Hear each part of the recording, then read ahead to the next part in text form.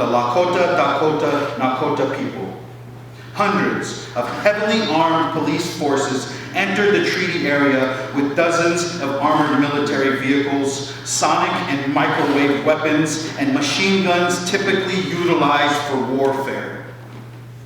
Police forces deployed on peaceful demonstrators who were seeking to stop construction of the Dakota Access Pipeline due to the environmental hazards it presents for sovereign indigenous nations and their water supply. Red Fawn was singled out by two officers from the Hennepin County, Minnesota Sheriff's Department and was met with excessive force by these officers. Among other allegations that have yet to be proven in court, arresting officers alleged that Red Fawn possessed a gun and attempted to fire on the officers in the midst of a crowd of demonstrators that included Red Fawn's own friends and relatives. The family of Red Fawn reminds the public of her constitutional guarantees to peacefully assemble, due process of law, to competent legal counsel, a fair trial, and equal protection under the law.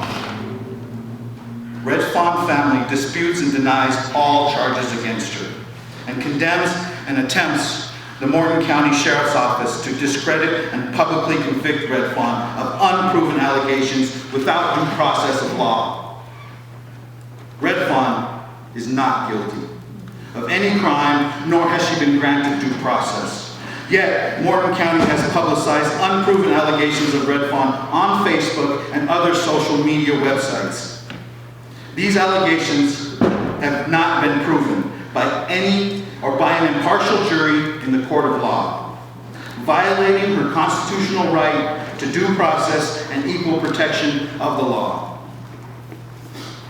At the time of Red Fawn's at the time of Red Fawn's apprehension, DAPL security guard Kyle Thompson attempted to run over a number of peaceful demonstrators with his vehicle before he was forced off the road and into a nearby ditch.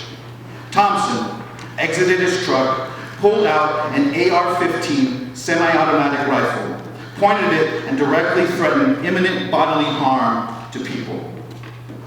All of this was captured on video.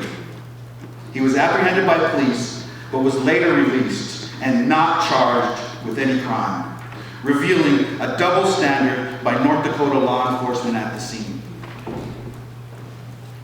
Red Fawn is a good, loving woman who follows Lakota spiritual traditions, cares deeply about her family, her people, and the sacredness of the earth and the water.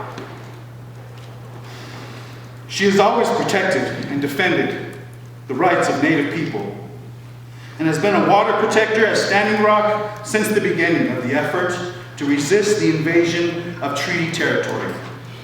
Red Fawn is not guilty of any crime and will defend herself in a court against charges brought by an overzealous anti-Native prosecutor.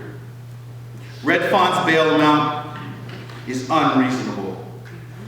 We call on all people of good conscience to demand the release of Red Fawn Fallis and to insist on the constitutional guarantees of due process and equal protection of the law. Midaku Oyasin.